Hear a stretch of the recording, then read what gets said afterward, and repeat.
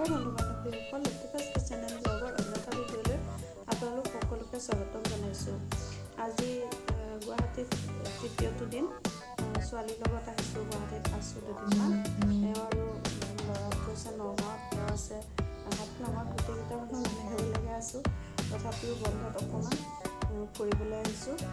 তাইৰ লগতো কেতিয়াবা থকাটো জৰুৰী হয়, সেয়ে আহিছোঁ। অকণমান দেখুৱাবলৈ যত্ন কৰিছোঁ। মই কিনো কৰিছোঁ, ইয়াত কেনেকৈ আছোঁ তাকে। সিহঁত দুজনী থাকে, যিহেতু মোৰ ছোৱালীৰ লগৰ ৰুমমেটজনী থাকে নগাঁৱৰে। তাইও মোৰ নিজৰ ছোৱালীৰ নিচিনাই, একো অসুবিধা নহয়। সিহঁত দুজনীৰ লগত খুব ভাল লাগে থাকি। আৰু সিহঁত দুইজনী কলেজলৈ গ'ল। তাৰপাছত মোৰ অকণমান কঁকালৰ বিষ কাৰণে একদম ষ্ট্ৰিক্টলি মনা কৰি থৈ গৈছে, একো কাম কৰিব নালাগে, তুমি খালি শুই থাকা, আমি আহি যাম, হেৰি কৰি গৈছে। তথাপিও মই অকণমান কি কৰোঁ চাওঁ, চাই থাকিবচোন ভিডিঅ'টো শেষলৈকে। বেলেগ কামবিলাক কৰা হৈছিল। মই ভাবিলোঁ দুপৰীয়াৰ কাৰণে ভাত বনাই লওঁ, আৰু মই চিকেন বইল কৰি ল'লোঁ। ভাবিছোঁ অলপ কাবাব বনাওঁ আৰু চিকেন ভৰ্তা বনাওঁ। আৰু এয়া মই দালিখিনি বনাই ল'লোঁ। দালিত বিলাহী দিছোঁ, পিঁয়াজ জলকীয়া কুটি দিছোঁ, আৰু চজিনা দিছোঁ।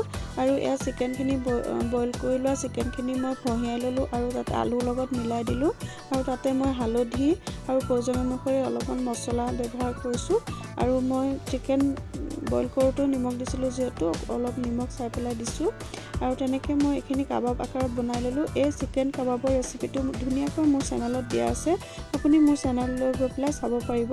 আৰু তাৰপাছতে মই ভাবিলোঁ চিকেনখিনি বনাই লওঁ, ভৰ্তাখিনি বনাই লওঁ। তাৰ কাৰণে বিলাহী পেষ্ট কৰি ল'লোঁ, আৰু পিঁয়াজ আৰু জলকীয়াও পেষ্ট কৰি ল'লোঁ, আৰু আদা নহৰু পেষ্টটো ল'লোঁ। আৰু তেনেকৈ মই চিকেন ভৰ্তাখিনিও বনালোঁ। চিকেন ভৰ্তা ৰেচিপিও মোৰ চেনেলত মই ধুনীয়াকৈ দি থৈছোঁ, আপুনি গৈ চাব পাৰিব। আৰু এনেকৈ মই দুপৰীয়া ভাত সাজ বনাইছোঁ, তাকে ভাবিছোঁ অকণমান আপোনালোকৰ লগত শ্বেয়াৰ কৰোঁ।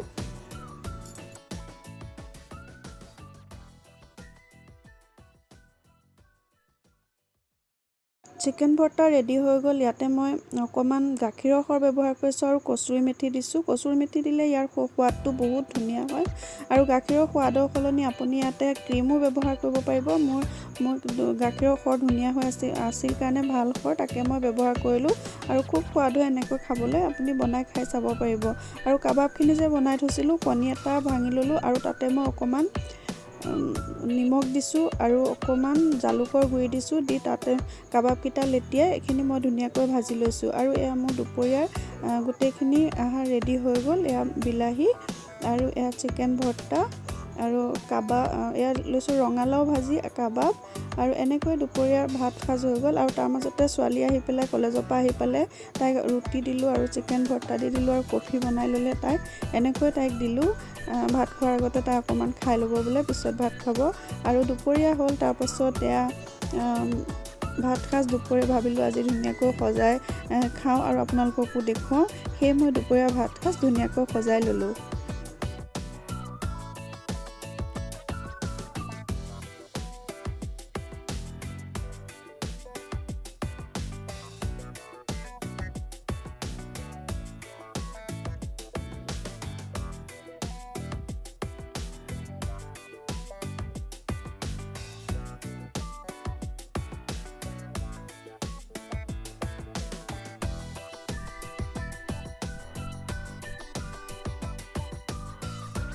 ইয়াৰ পাছতে এটা পাৰ্চেল আহিল। মিন্ত্ৰাৰ পৰা কাণফুলি অৰ্ডাৰ কৰিছিল তামান্নাই।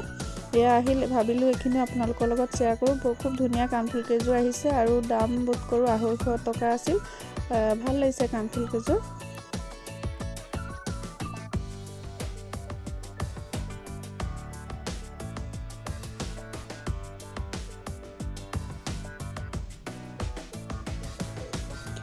তাৰপাছত খাই বৈ ৰেষ্ট কৰাৰ পাছত অলপ ওলাই গ'লোঁ। তামান্না আৰু মই দুজনী অলপ ওলাই গ'লোঁ।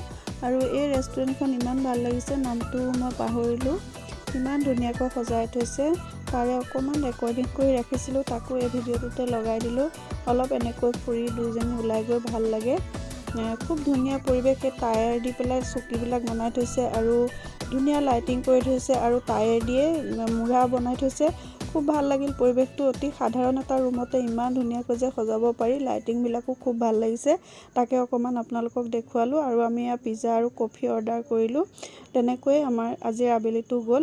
আৰু যদি মোৰ এই ভিডিঅ'টো আপোনালোকৰ ভাল লাগিছে তেতিয়াহ'লে প্লিজ মোৰ চেনেলটো ছাবস্ক্ৰাইব কৰিব, লাইক শ্বেয়াৰ কমেণ্ট কৰিব আৰু কাষতে থকা বেল আইকনটো প্ৰেছ কৰি অল কৰি দিব। তেতিয়া মোৰ আহিবলগীয়া সকলোবোৰ ভিডিঅ'ৰ ন'টিফিকেশ্যন আপোনালোকে পাই থাকিব। আকৌ লগ পাম অন্য এটা ভিডিঅ'ৰ সৈতে। ভিডিঅ'টো চোৱাৰ বাবে আপোনালোকক বহুত বহুত ধন্যবাদ।